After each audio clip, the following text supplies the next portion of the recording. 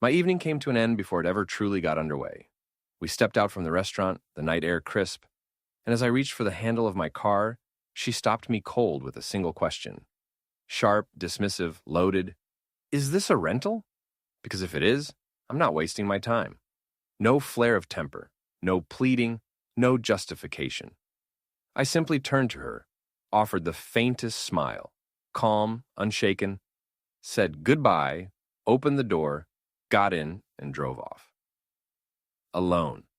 Left her standing there on the sidewalk, frozen in place. No theatrics, no shouting. Just a quiet, deliberate choice. Clean, final, and utterly without regret.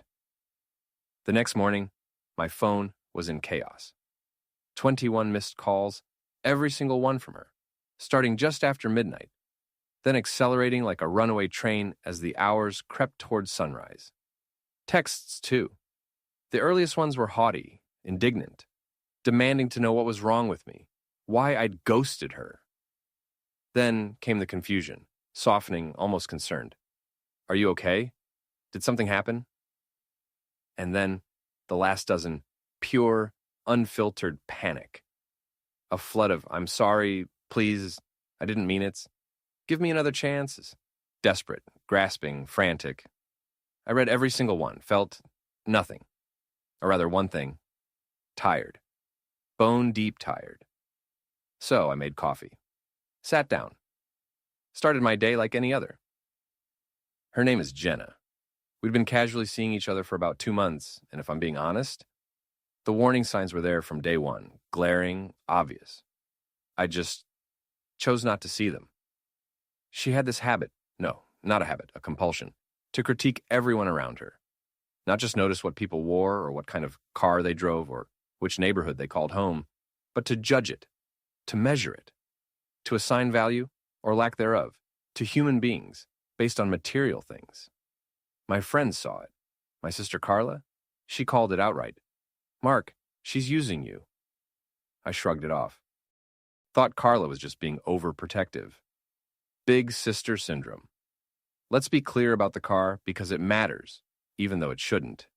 It's a 3-year-old Lexus, not flashy, not loud, not some status symbol screaming for attention. It's clean, well-maintained, fully paid off. Mine. Bought with my own money. Earned through my own work. The fact that she thought it might be a rental, or worse, that its perceived value would determine whether or not she deemed me worthy of her time. That was the breaking point. It wasn't about the car, not really. It was about the icy, calculating lens through which she viewed the world, and me. Everything was transactional. Everyone had a price. Now, here's some context you need to understand how deep this went. Jenna lives in an apartment building that belongs to my family, not some faceless corporate landlord. A small 6-unit property my grandfather bought decades ago, back when this part of town was still quiet and unpretentious. We don't manage it ourselves anymore. We hired Mr. Henderson, retired police officer, knew my grandfather personally, tough as nails, zero tolerance for nonsense. When Jenna was apartment hunting, I did her a favor, pulled a quiet string, asked Mr. Henderson if he could give her the friends and family rate. Knocked about $400 off the monthly rent. No contract, no paperwork. Just a verbal nod between two men who trusted each other. Never written into her official 1-year lease. After I deleted her barrage of calls and messages, I dug through my old emails. Found the one Mr. Henderson sent me when she first moved in. Attached was a scanned copy of her signed lease. I spent 10 minutes reading through the fine print, the boilerplate, the clauses, the legalese. Then I called him. Mr. Henderson, it's Mark. Got a minute? For you, always, he grumbled. I could hear the TV in the background. Morning news, probably. What's the trouble? Your girl giving you grief about the water pressure again? Actually, it's about her. We're done. I need you to do something for me. Raise her rent to full market rate, effective at the earliest date allowed by her lease. Pause, then softer. Everything all right, kid? He'd known me since I was in diapers. Everything's fine, just tying up a loose end. The discount was personal, and it's over.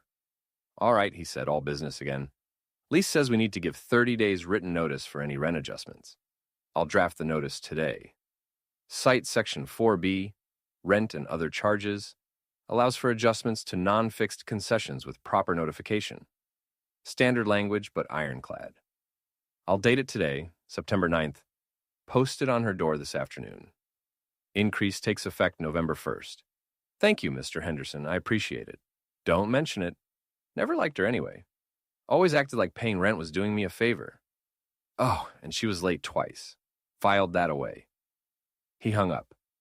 And for the first time in weeks, maybe months, I felt it. Real, deep, quiet relief. Not victory, not revenge, just resolution. A problem clearly defined, a solution cleanly executed. Rest of the day? Quiet, normal. Work, home, dinner. Then, around 7 p.m., my phone buzzed. Text from Jenna. You've got to be kidding me.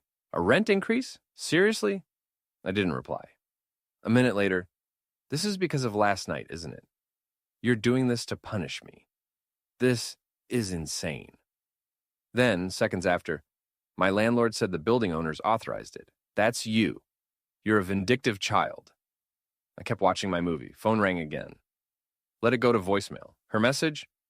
A full minute of shrieking fury. Accused me of being petty, cruel. Said she couldn't afford the extra $400. Claimed I was trying to make her homeless. Pure drama. I listened, deleted it. The silence that followed, bliss. Next came the fallout with our mutual friends. Dave, the guy who introduced us, texted me Thursday, 2 days after the date. Hey man, what happened with Jenna? She's blowing up the group chat saying you went psycho on her. I sighed. Knew this was coming. I didn't go psycho. I ended a date. That's all. Ask her why. She's saying you abandoned her in a bad neighborhood at night and have been harassing her landlord. Predictable. Pathetic. Dave, Mr. Henderson is 70 years old. Changed my diapers. He's family. And I left her on the curb of a 5-star restaurant in the safest part of the city after she insulted me. What did she say? I typed it out word for word. She asked me if my car was a rental. Said if it was, she wasn't going to waste her time. Dave's reply took a few minutes. Oh, wow. Okay, yeah, that's bad. Meanwhile, Jenna was spinning her victim narrative in the group chat, a thread I wasn't even part of. Sarah, another friend, sent me screenshots. Jenna was telling everyone I had a temper, that I was unstable, that I'd maliciously gotten her rent raised out of spite, painting herself as the wronged innocent, me as the unhinged abuser. Sarah texted, Mark, you need to defend yourself. People are starting to believe her. I thought about it. Arguing in a group chat? Pointless.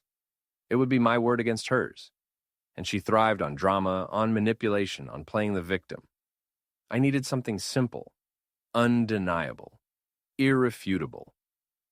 I went back to my call log from Monday morning. Took a single, clean screenshot. It showed the top of the list. 21 missed calls, all from Jenna, between 12:08 a.m. and 7:45 a.m. A wall of desperation. Sent it to Sarah. Can you add me to the chat for a minute? She did. I waited for a lull in the conversation. Then I posted the screenshot. No caption, no explanation, no snark. Just the image. The chat went silent. 2 full minutes. Dead air. Then Kevin. Whoa. 21 missed calls. Dave. That's not the energy of someone who was abandoned and scared. That's someone who realized they messed up. Bad. Jenna started typing immediately, a flurry of frantic excuses. He's twisting things. I was worried about him. He wasn't answering his phone. Too late. The image had done its work. Her story, terrified victim, didn't match the evidence. Hours spent blowing up my phone in a panic. It looked exactly like what it was. The flailing of someone who'd gambled and lost their meal ticket. I saw the 3 little dots. She was drafting another long, dramatic lie. Before she could hit send, I typed one sentence. I'm not going to argue. You all can believe whatever you want. Then I had Sarah remove me from the group chat. Silence. Then a trickle of private messages. Dave. Sorry, man, I should have known better. She's always been about the money. Kevin. You handled that perfectly. Let me know if you need anything. Her social narrative? Obliterated with one screenshot. Weekend passed peacefully. Hiked. Watched a movie. Enjoyed the quiet. Assumed the worst was behind me. Rent raised. Truth known. Jenna would fade away. I was wrong.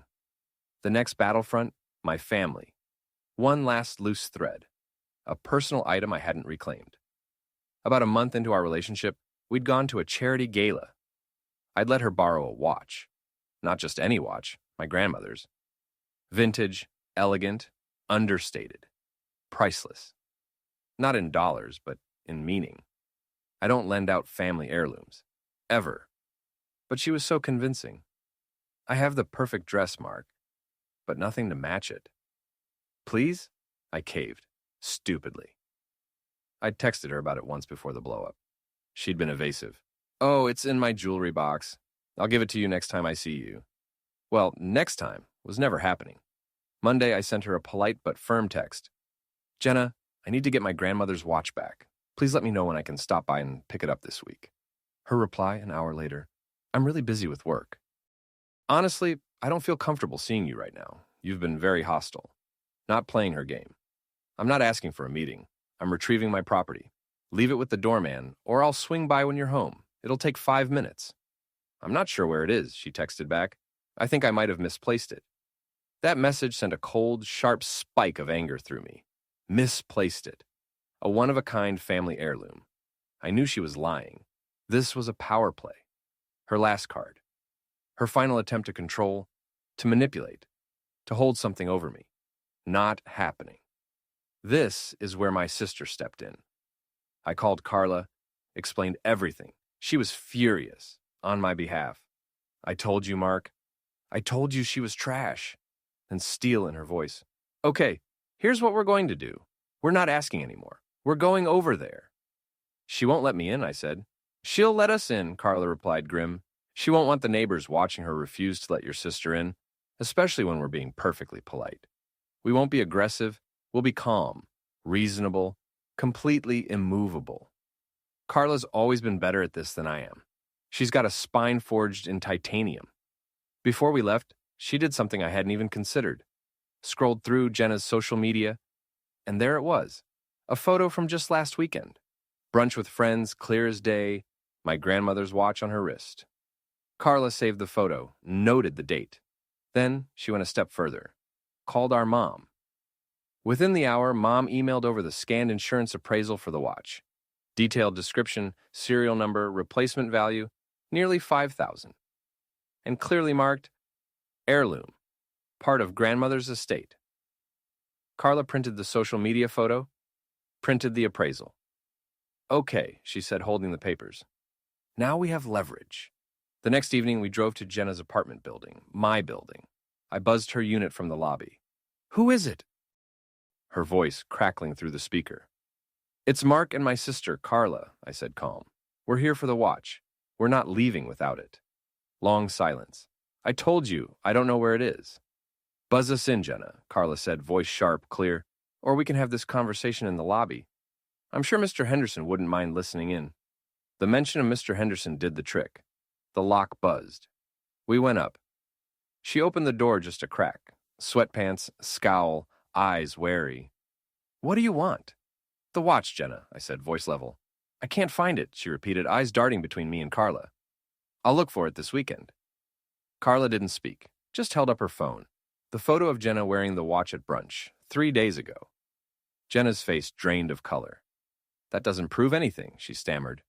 Carla then held up the printed appraisal, pointed to the line describing the watch. This proves it's a family heirloom with significant monetary value. We have a photo of you wearing it after you claimed you couldn't find it. This is no longer a disagreement. This is theft. Jenna stared at the paper. Then at Carla's unblinking eyes. The fight drained out of her. No audience, no stage. No group chat to spin lies. Just two people, armed with facts, standing in her hallway. She closed the door. Without a word. We waited. A minute later, the door opened again. She thrust the watch into my hand, face twisted with fury and humiliation. Happy now? She hissed. Yes, I said. Checked the clasp. Made sure it was undamaged.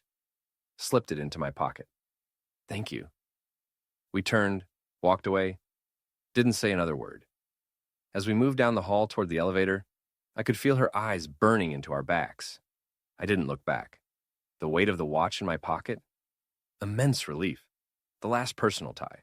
The last bit of leverage. Gone. Final chapter. About a month later. Her lease ended October 31st. Mr. Henderson told me she hadn't renewed. Tried to argue with him, even threatened to sue. He calmly pointed to the signed lease, told her he was following the owner's instructions, and the contract she herself had signed. Nothing she could do. He'd already found new tenants, a young couple, happy to pay full market rate. I hadn't heard from her, hadn't seen her, since the night we took back the watch. The friend group? Fractured. A couple sided with her. Most went quiet, didn't want the drama. Dave and a few others reached out to me. We started hanging out separately. Fine by me.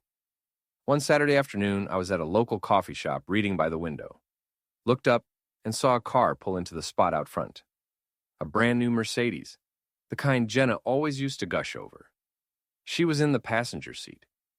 A man, late 50s, well-dressed, clearly annoyed, got out of the driver's side. Couldn't hear their words, but their body language told the whole story. He gestured impatiently. She argued back, face tight with frustration. He said something. She flinched.